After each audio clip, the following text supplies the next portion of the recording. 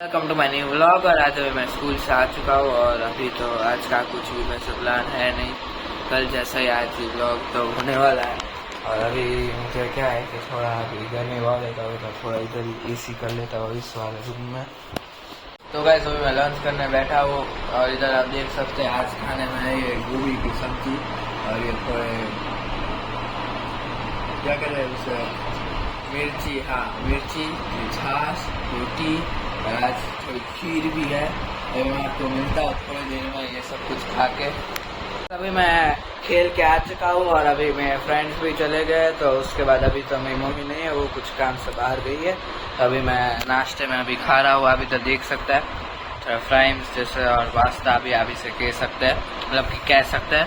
तो मैं आपको दिखाता हूँ कि मतलब कैसे ही होते हैं, आप देख ही सकते हैं। मैं खा रहा हूँ सैंडविच। आज डिनर में सैंडविच आप इधर देख सकते हैं, सैंडविच और चटनी और अभी शरबत भी आ रहा है। आप देख सकते हैं मैंने सॉस भी डाल दिया और थोड़ा खा भी लिया और शरबत भी आ चुका है। मैं इस वाले व्लॉग को ही बैंड करता हूँ। अगर आपको ये व्लॉग अच्छा लगा तो लाइक शेयर सब्सक्राइब जरूर कर देना।